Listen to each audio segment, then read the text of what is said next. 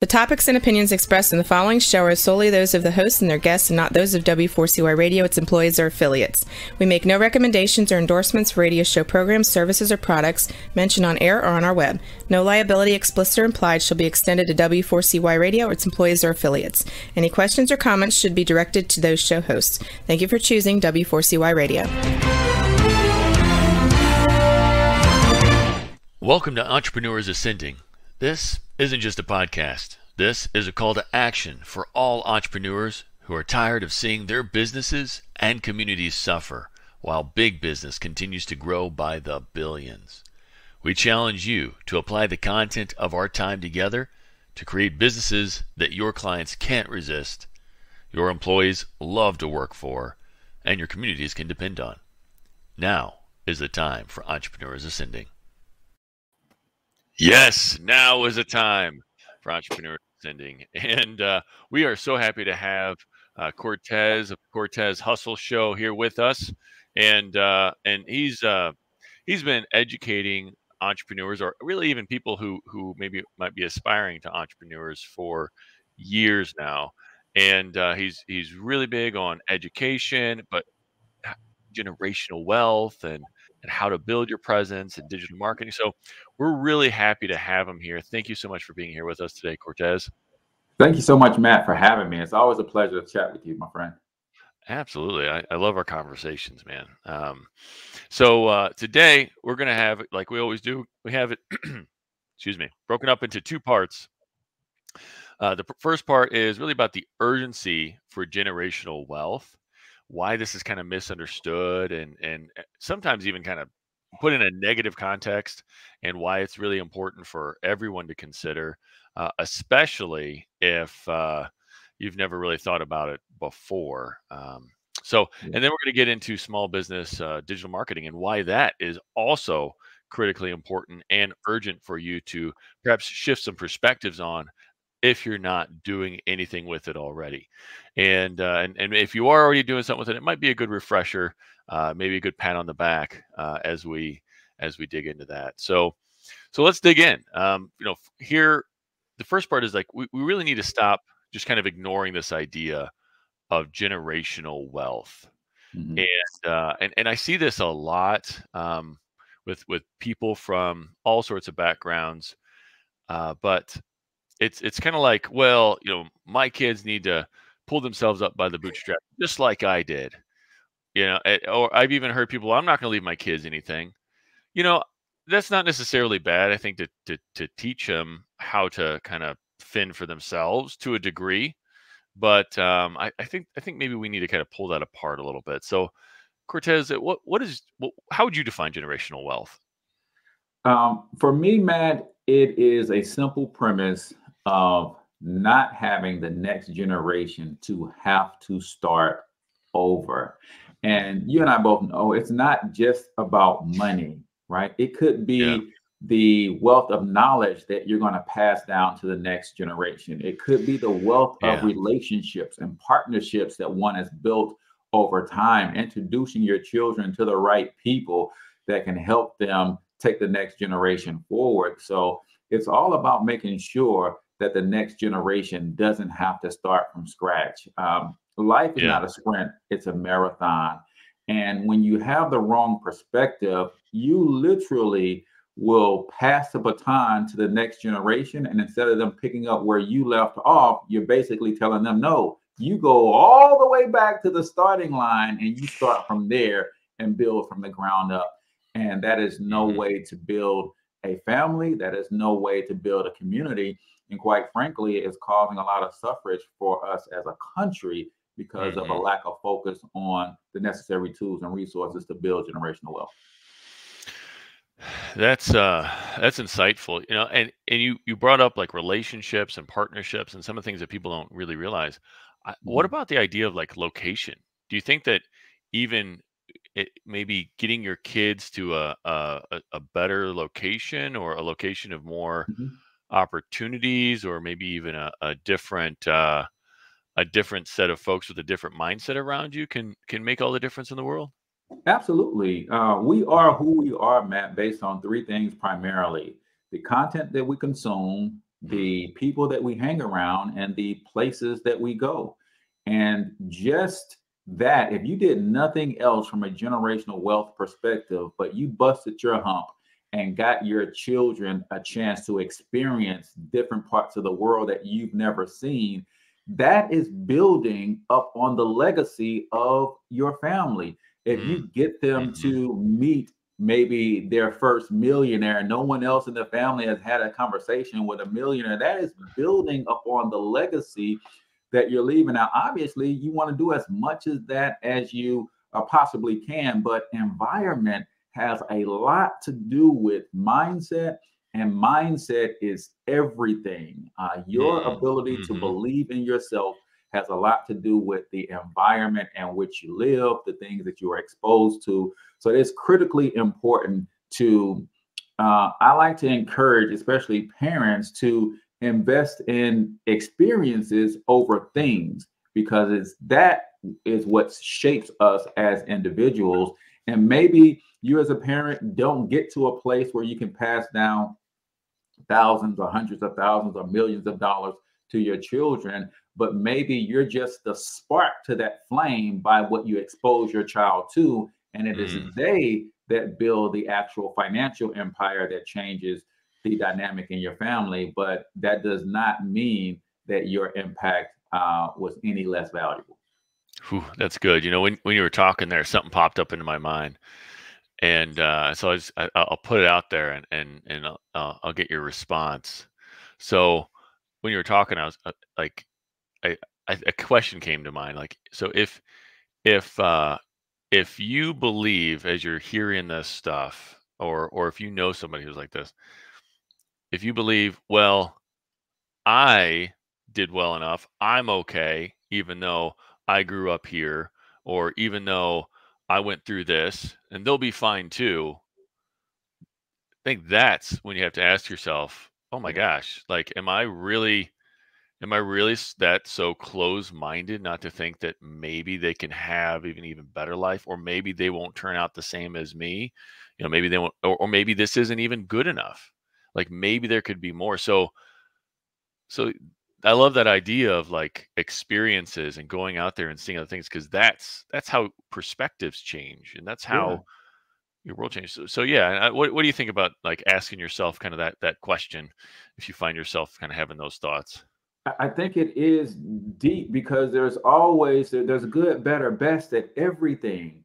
Yeah. And a lot of times we fall into that place where we compare ourselves to those around us. And here's the struggle, uh, um, Matt, that sometimes the comparison that we're making in the day and time that we live in, sometimes it's a comparison to mediocrity, right? Mm, We have gotten to a place mhm. in our country where mediocrity is celebrated way too much, and everybody has gotten to a place of complacency. So sometimes we look at Yeah. ourselves, if you're middle class, upper middle class, sometimes you'll see yourself as head and shoulders above everyone else.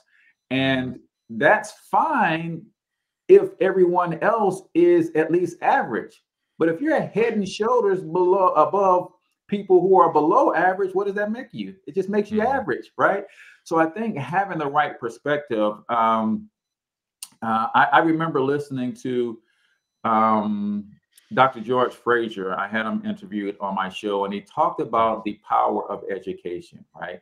He Yeah. says, my level of education, where I live, determines my education, right? Hmm. Where I go to Okay. school. And Yeah. where I go to school determines where I go to college. And a lot of times, where I go to college determines my lifelong earning potential. So if I have the mindset that I grew up here and I am okay, so if my children grow up here, they're going to be okay. Well, you're going to send your children to the same schools. And those same Mhm. schools are going to open up only but so many doors for your children to get higher education. And their higher education is going to determine their lifelong earning potential. But Yeah. when you do not elevate or try to ascend, so that maybe my generation came up in a school district that was unaccredited, And that's fine. So I knew I had to get my children into a better school district where they can have a better chance to go into better colleges, which allow them to create better opportunities for lifelong earning potential. And there's a natural ascension when you have that mindset, but you cannot continue to think that what was good for me coming up in the 70s and 80s would be equally as good for my children, because the world has changed dramatically, and you've got to continue to move the needle forward if you want the next generation to have better opportunities. I love you, first of all, using the word ascension. I mean, that, obviously, good plug there. Thanks for that. So I definitely see where you're saying, getting people into a better environment, better location, giving them those opportunities for better education is critical for that forward movement for the family, for the legacy. I wonder though, because I always try to think about, okay, so the people who are having like resistance to this, I wonder what's going on in their mindset, because I believe that every belief that we have served us in some way, at some point in time, or it's serving us maybe sometimes just to protect us, like protect our ego. So I'm just kind of thinking about like somebody who might have resistance to this and still be fighting, like, oh yeah, this is bull. Yeah. What do you think is going on? Why do you think that they would have resistance to this? I think, and I'll speak coming from my community as a Black man, and I get this a lot, this resistance in, we don't have to go and try to be like other communities. And I think one of the biggest things that we face is, okay, if we are not going to move and physically change locations, then we have to do what we can to change the location that we're in. And I just see a lot of people just being content and trying to make the most of those situations without impacting or affecting change. I don't think there's anything wrong with me growing up in the ghetto and wanting to escape the ghetto. I also don't think there's anything wrong with me growing up in the ghetto and wanting to stay in that community and rebuild it and make it better, make it more safe, improve the school systems, and improve the surroundings. But at the end of the day, you do that with resources. So I don't care if you stay, you have to figure out how are you going to accumulate the resources to impact and affect change in a way that the next generation doesn't have to suffer from the same thing. And even if you decide that you're going to move, you're going to require some resources to do that. How do I get enough resources to uproot the family, supplant them in a different environment, and allow them to accept that environment and grow to love that environment and make the most of that situation? But at the end of the day, it comes down to resources and probably more importantly, Matt, resourcefulness. And I think that is one of the things that is missing in poor communities when it comes to building generational wealth, in terms of the belief that A, I deserve better, B, I have it within me to go out and get better, and I'm born and living in a country where the opportunities for me to have them both actually exist. When I say resourcefulness, if you are born or you grew up in poverty-stricken situations, you are very resourceful. Like I remember as a kid working on my bike with 3 tools, man. I had a steak knife as a Phillips screwdriver because you can angle the tip to get out a Phillips screw. I had a butter knife as a flathead screwdriver. And I had 1 pair of pliers. That was it, man. But I could build a bike from scratch with those 3 tools because I learned to be resourceful using what I had, right? But imagine had I had a full toolkit, what I could have built then. So there's nothing wrong with saying, hey, make the most with what you have. But imagine having the most to start with. How much further can you get ahead that way? Yeah.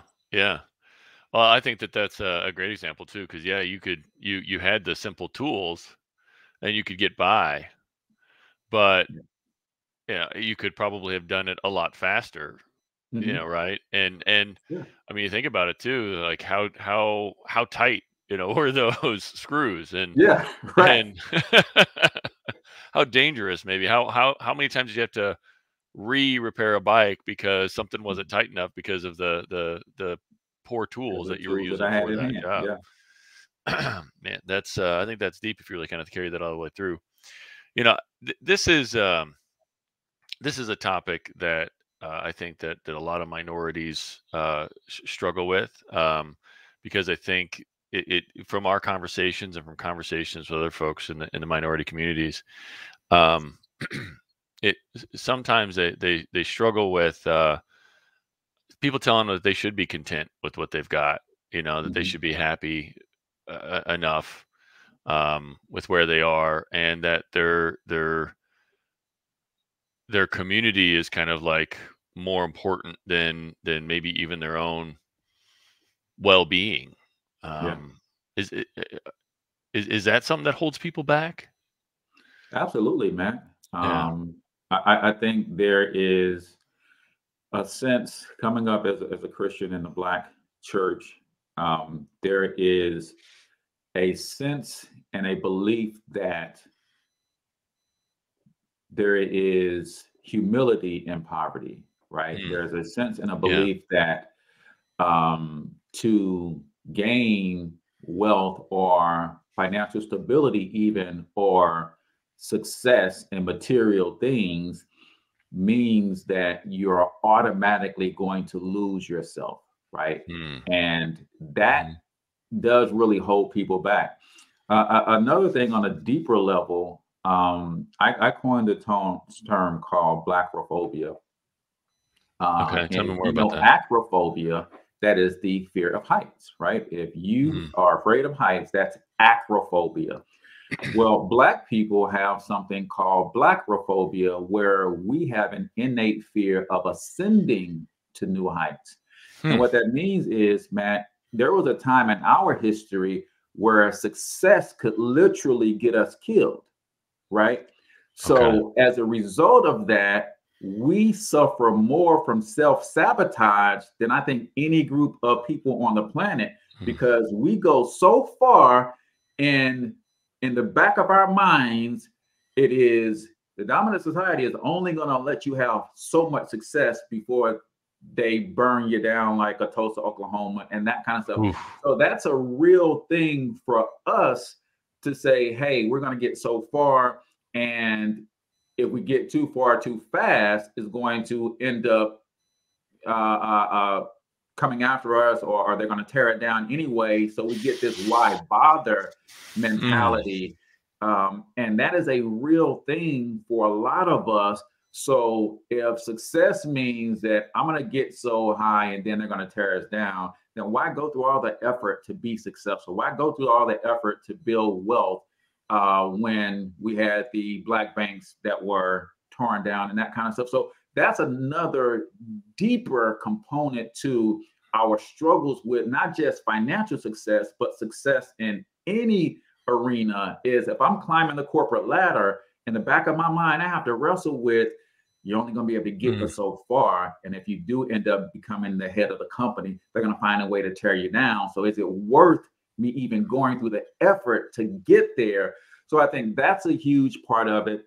And then the spiritual aspect that we are taught in the church, that in order to be meek and humble, we could equate that with poverty and lack.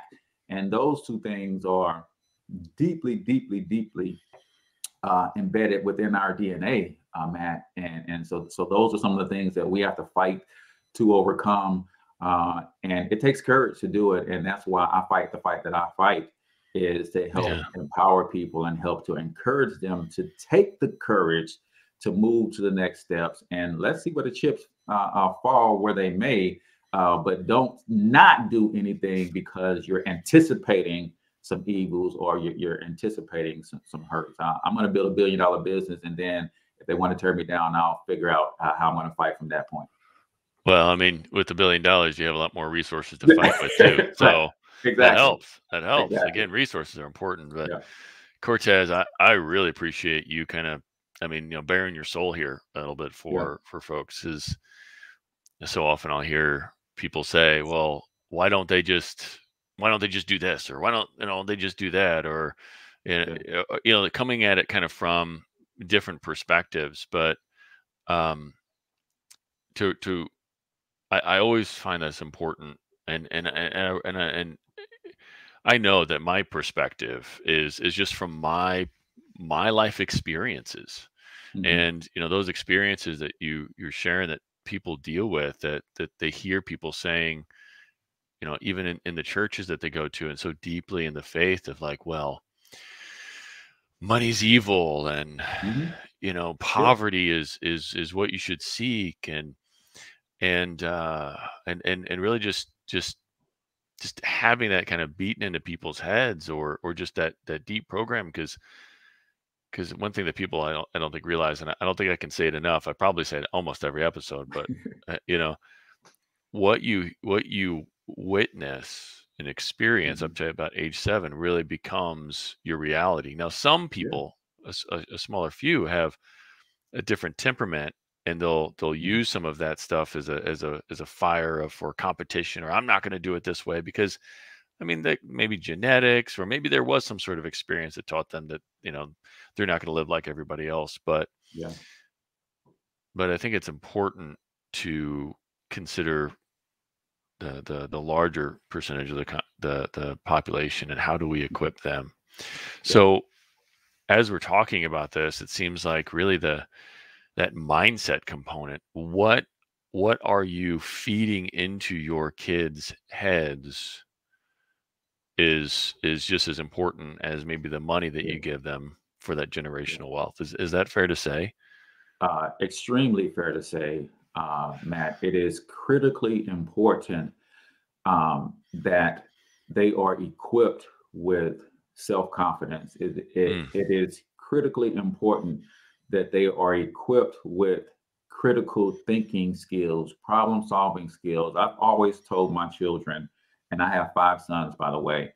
I've always told them that a man is 2 things. Number one thing a man has to be is responsible. The number 2 thing a man has to be is a problem solver, right? Because at the end of the day, when things don't go right, who does everybody look to? They look to the man. Hey, you got to figure this thing out, right? If the bills don't get paid and the lights are out, what are we going to do, right? And when you equip them with the power to think critically and help them understand the importance of problem solving, that leads us into what we're going to talk about next, is the entrepreneurial spirit. I believe, Matt, that the key to overcoming poverty in this economy and the way that America is set up is through entrepreneurship. Think about it. Our biggest expense is taxes. There's 2 tax codes. There's one written for business owners and one written for those who are not. If you learn how to take your gifts, your talents, your special ability, your experiences, leverage that with the internet, start a business even while you're working your job, what that does is you got a steady paycheck coming from the job. And now you get to leverage what I believe is the number 1 wealth building tool in the world, the US tax code. So if I can, for instance, cut my tax bill in half because now I have a side business, I'm allotted a bunch of write-offs and things that's going to save me in taxes. So instead of paying $20,000 in taxes this year, I pay 10. If I was smart enough to take the 10,000 in tax savings and leverage that to apply towards my debt, now I'm killing another one of the problems that we have as poor Americans, is getting out of debt. And when I get out of debt, that helps us with a third area that we are focused on, because when I pay down my debts, what happens? My credit score goes up. Better credit gives me better access to capital. My premiums for my insurance go down, which frees up even more money. Employers are checking credit nowadays before I get a job. I can probably get a better job with a better credit score. And it's a positive upward spiral when we understand the role that entrepreneurship could play in the lives of working class people. So that's a drum that I've been beating for the last 6 years and will continue to beat. Because if I start a business, I lower my taxes, I take the tax savings, get out of debt, that improves my credit score, that frees up money to do what? Now I have the capital to start investing and building the nest eggs. Whether I invested in a business, I invested in long-term paper assets, cryptocurrency, real estate. What to invest in has never been the problem, Matt. It is, where do I find the resources to invest? And that's not even to mention that you finally learn business and learn how to turn a profit. That brings in yet another stream. So I think the answer to poverty in this country is a serious education in the power of entrepreneurship. Oh man, I love it. I mean, that's what this show's about, and I know that's what your show's about too. Yeah. I know you dig into a lot of this stuff, the financial, equipping people financially with the tax code and entrepreneurship. So, what's your how do people find your podcast, real quick? It is the Cortez Hustle Show on iTunes and all of the podcasting places. If they want to go and see the archive, they can simply go to thecortezhustleshow.com. And we have probably 80 or so episodes archived on that website. Beautiful, beautiful. So I think some big takeaways for this part of the show, and then we got to get to break. First of all, it's about knowledge and mindset, and really equipping your kids, with skills to be able to ascend. Then also there's that financial component, entrepreneurship, understanding tax code, and understanding how to leverage your finances potentially to help them to continue to ascend. No, I love it. I love it. Thank you so much. All right, we're going to go to the half, and when we come back, we're going to be talking about the importance of digital marketing. And don't turn it off. If you even think that you know digital marketing, or maybe there's some mystery there, or maybe you dismiss digital marketing, like, I don't need that. I only get referrals, and that's good enough. It's not good enough. And we're going to talk about why coming up. Jason, please hit us with the commercial. Have you been suffering from chronic pain, disease, or sleep disorders? Did you know that 75 to 90% of disease is caused by inflammation in the body? The sad truth is, most doctors just treat symptoms rather than finding and fixing root causes of inflammation. If you want to fix your health problems, then finding and fixing the cause of the inflammation is a must. It's time to demand this for your health care and start living life to its fullest again. Book a discovery appointment with the Functional Health Team founder, Dr. Flory, to get your answers ASAP at www.functionalhealthteam.com. Oh, he's back. He's back. Sorry. Oh, I'm glad you're back. All right. I thought maybe you just, Matt's got this. I don't. I don't. All right. So part two, as we continue with the show today, is about digital marketing, and even like why an online presence is important. And Cortez does a lot with digital marketing as well, because if you don't have, really digital marketing is a key way to get revenue in your business. If you don't have revenue coming in, it's hard to have even a profit, right? You can't have a profit off of nothing. So it's critical important for that revenue system. So Cortez, why is like an online presence so important these days? The reason it's so important, Matt, is because today the customer journey starts online. Even if someone is referring your business, and you made up the great point before we went to break that a lot of companies are still dealing with referrals. Even when someone refers someone to me, I still go out on Google and I look at the reviews. The customer journey starts online. Yes, word of mouth is the most powerful form. We know that 70% or so of people who do business with a company through referrals, that's a great place to start, because they more likely will take action if a friend referred them. But still today, the customer journey starts online. And there's a misperception that if your company is not online, then it must not be legit. So now Yeah. I don't know if I can trust you, even if I were referred from a friend. So I think that's the biggest and the most important reason to establish your online presence is because most people are starting that customer journey online. Yeah. Yeah.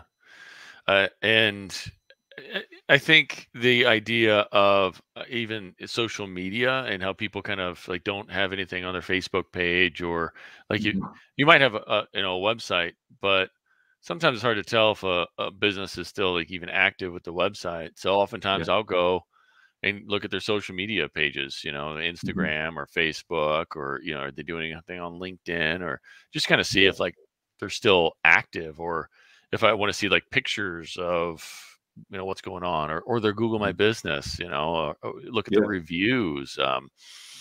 Yeah, so I see a lot of folks, and even in the construction realms, home services, where it's the quality of your work comes through in pictures, Mhm. and Mhm. people want to see it. And I tell everybody, seeing is believing, Yeah. right? Yeah. So what do you feel like? So this online presence, where do you feel it's important to be present online? Because the internet's a pretty vast place. Yeah. So It is.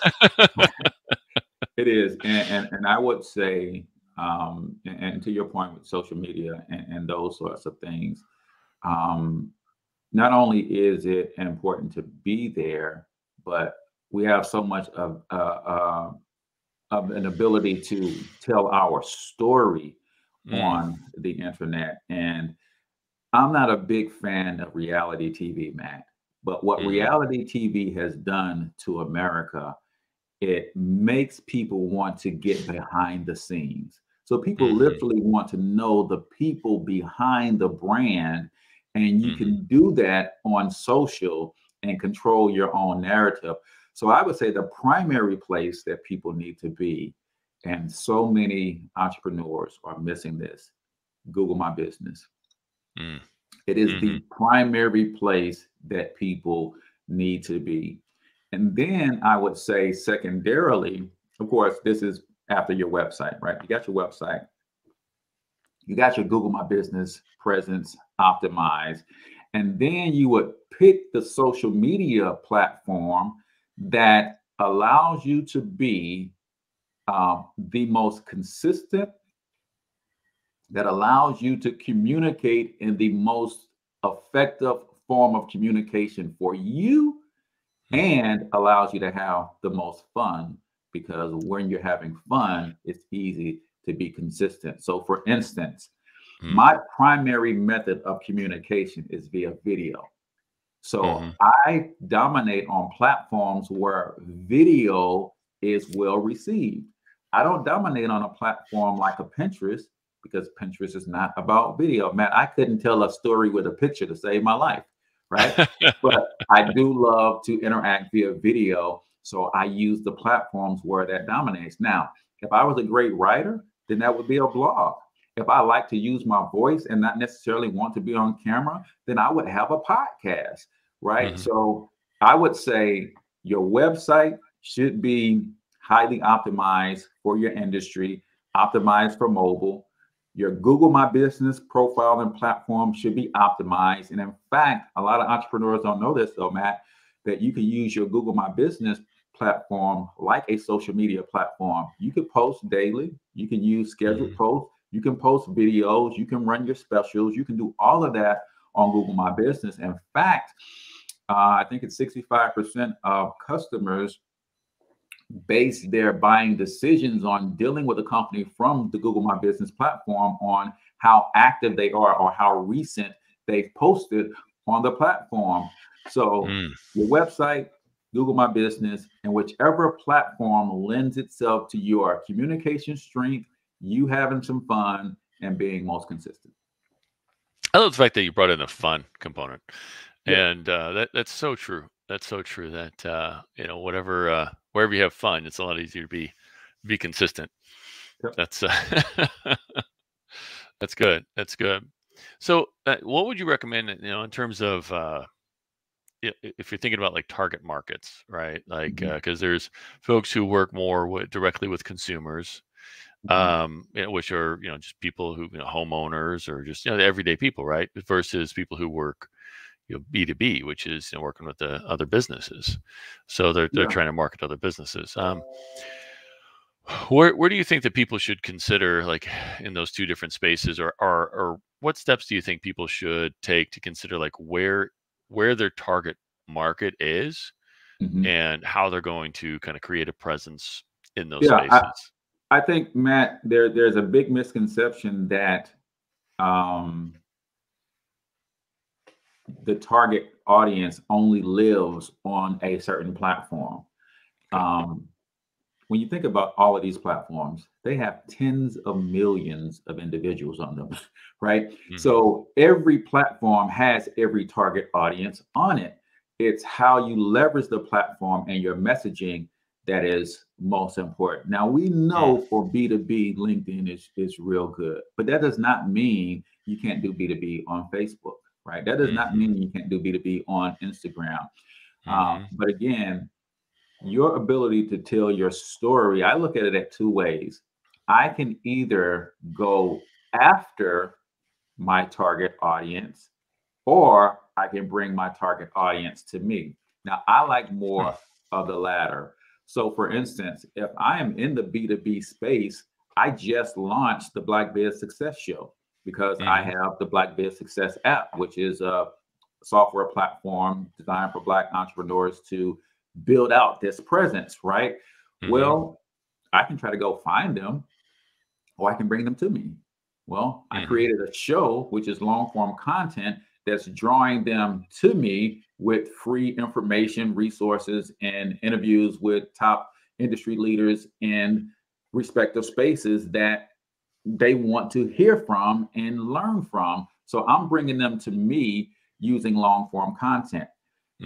On the second side, on the other side of that, if I was going after them, then you could do that in a way, either paid or free, on any other platforms. Like, for instance, on the east side, if I was doing Facebook advertising, I would probably run advertising campaigns to employees of a particular business that I wanted to do business with, right? Because if I ran an ad to the employees of this company, for instance, entrepreneursascending.com, and I'm in the B2B space and I have some great resources that I think you would use, I would run an ad that says to entrepreneurs of, to employees of this company, it says something like this: hey, does your CEO know that you could work less and get more done if you had this tool? What do you think those employees are going to do? They're going to run that message up the chain. I keep getting this message on Facebook about this new tool out that we should be using in our industry, right? So there's a lot of different ways and angles that you can present yourself as a marketer to reach your target on any platform. So it's just about the creative genius of how to do it and partner with the right people that can coach you through it. Yeah. That's good. And I think that's a little bit counter to what a lot of folks say. It's like, well, you need to go where they are and kind of dominate that space. But which I think there's still a lot of validity there. But to also think about it, hey, where do you love to play? If you will, and have fun. There's probably enough there that if you do it, you do it right, you'll attract the right kind of folks. Yeah, so and I think the other thing with that, Matt, is if I like to play on Instagram and I want to build a community around me there, and I know that there are, a lot of my target audience on LinkedIn, then I would just connect with LinkedIn influencers to create an ability to reach them without necessarily having to make that my dominant platform, right? So there are people on LinkedIn who do shows like this every single day, and every niche in every industry possible. Well, I would just figure out, okay, instead of me building a following on LinkedIn, how do I tap into other people's following who are already speaking to my audience? So that's another Yeah. way that you can leverage those platforms without necessarily having to build on them. That's a good point, because you're on my show today, and I'll be on your show tomorrow, right? Tomorrow. Yeah, absolutely. Absolutely. Yeah. So yeah, a little sharing there. That's a great point. So, what are some additional ways that folks can maybe, tap into other communities, um, like kind of like you're talking about. So I guess being on each other's shows is kind of one way. What else is there? Yeah, I think understanding the power of podcasting is Hmm. huge. The power of blogging has never gone away. Hmm. But people, that's one that people neglect. And the power of building your stage, Matt. I Hmm. think I think every business that's serious about building an online presence has to build a stage. Every company should either have a podcast, should either have a blog, or should either have some sort of long form show or stream or something like this where they bring their ideal followers to them. I think there's a tremendous amount of shift in the marketplace where podcasts are literally becoming the new radio, right? Hmm. Live stream shows like this are literally becoming the new TV, and blogs are becoming the new newspaper. So creating a stage where you can bring other people on it allows for that cross marketing appeal, very similar to what we're doing Hmm. here. But also, I think making sure that you're getting out of the not out of the analog age, but adding the digital age, right? There's three things that we need to be doing in the area of marketing. We need to be capturing our leads, we need to be nurturing our leads, and we Hmm. need to be managing our brand's reputation Hmm. online. And I think there's a lot of businesses that are still not figuring out the best ways to constantly capture leads, nurture them so that they can convert those leads into customers. And you do that with landing pages. You do that because we're in the age of giving first, right? So you do that Yeah. by giving value first in exchange for a name, email address, phone number, an appointment on your calendar, or whatever. Capture the lead, then nurture the lead. What are the conversations and the messaging that's going out to these folks, mostly on autopilot in a lot of cases, that continues to sell them on why your brand is worthy of partnering with, and then managing that reputation online, making a concerted effort to get the Google reviews, and making sure that all of your data across all of the social platforms is accurate and paints the exact picture of your brand that you want to have painted. That's good. That's good. So, let's. We've got just a few more minutes before we need to close out here. But what are some principles? Because I think that capturing the lead online. What are some core principles that people need to consider when doing that? Because I think that's kind of like a misunderstanding. Like I see too much branding going on as opposed to Mhm. really trying to, capture the attention of the lead information in a way that you can nurture that. So tell me more Yeah. about what is capturing a lead, and how do how do you do that? Yeah. I think the best way in order to prove that you can help someone is to actually help them. What I mean, if I'm saying that I can solve your problem when it comes to digital marketing, then I'm going to solve it for you first before Mm-hmm. I even ask you to buy anything from me. So it's the whole lead with value approach. And the only thing that I'm asking for in exchange is your email address for you to get this value that I want to present to Yeah. you. And it is literally something that you can use and deploy in your business. I see a lot of lead generation strategies that don't provide any legitimate value that could be Mm. used. I want to give you something so valuable that it's going to put money in your pocket. And when it puts the money in your pocket, you're going to remember where that value came from and say, hey, if he gave me this for free, I wonder what he has if I buy into his program.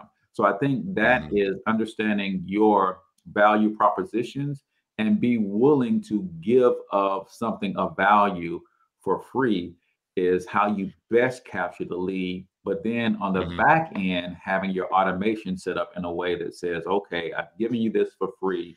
Let me continue to tell my story and why what we do works so well. Let me email you some case studies, and all of this stuff can be done on autopilot to help build the relationship.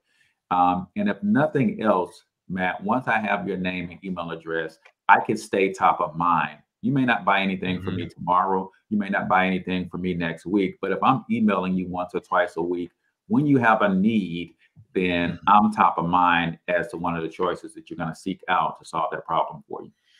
Yeah, yeah, that's good. And you said nurturing that lead, and earlier you talked about the buyer's journey and how it kind of starts online. How does the buyer's journey factor into that lead nurturing? Well, the buyer's journey start with an awareness of their problem, right? And they start seeking solutions, and then they become aware of you and what you have to offer. And I think a lot of entrepreneurs are missing the ability to tell their story as to why, right?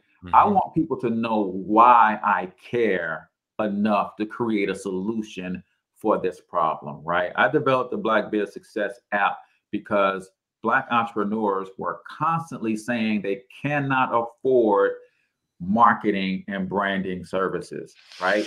So Yeah. if you can't afford to market, you can't bring in any customers. You can't bring customers. You can't bring revenue. And to your point, no revenue, no profits. So we've got to figure out how to solve them. Why do I want to solve this problem? Because a lot of the other problems in our community come from our lack of economic empowerment. Well, it's not just the what is this product and what can it do. I think when you communicate why it matters to you, particularly, I think you make an emotional connection with your particular customers, and they start to understand, if I'm going to invest money anywhere, I'm going to invest in the why behind this brand, because I want to see this brand win as much as I want to see my own brand win.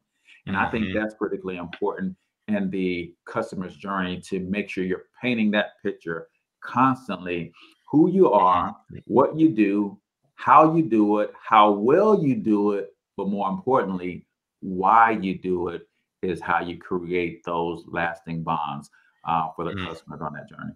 Okay. Yeah. Yeah. Helping them to understand why you're the best decision for them. That's awesome. Thank you. And so, and like, because we have to kind of close out here in like 30 seconds, what do you think are some of the biggest steps to take for small business owners in terms of that digital marketing space to get started? Yeah, I think they have to review their SEO and how well optimized, which SEO is search engine optimization. How well is your website optimized for the internet in general? How well is it optimized for mobile? 65% of all customers are making their purchases from their mobile device. And then how well optimized is your Google My Business profile, if you even have one? And if you don't have one, then it's free, people. Go set up your Google My Business profile so that your brand reputation can be intentionally managed. And then the biggest thing of them all is fight for your reviews. You do good work for someone, then make sure that before they walk out the door, they leave you a positive review on Google, because that's what your reputation is all about. If someone comes to my site and they see I've got 10 reviews, they think I'm a small operation. And it doesn't mean I didn't serve well hundreds of people. I just didn't fight for the review. So I think optimizing the website, optimizing it for mobile, optimizing Google My Business profile, and fighting for reviews goes a long way to building a solid digital marketing presence so that when someone searches for you and they find you, they see exactly what you want them to see, which is a clear picture of who you really are. Well, thank you so much for being on the show, Cortez. Again, he's got 2 shows, and you need to definitely check him out. And we gotta wrap up here today. So thank you so much. Don't forget our free business coaching at freebusinesscoaching.eventbrite.com is December 10th, this Friday. And take care. We'll see you next time. Thanks for having me, Matt. Thank you. Thank you for being with us today. But now is the time to put what we talked about into practice. Remember, your family, employees, and community are depending on you to rise up and win. The great news is you're not alone. You're part of a resurgence of entrepreneurs who are ready to take their business, life, and impact to the next level, and we're going to do it together. This show is powered by Time for Success, where we help business owners every day who want more freedom and wealth while building a legacy of positive impact. Please follow Time for Success on LinkedIn, Facebook, and YouTube for more helpful strategies and tools for creating the business and life of your dreams.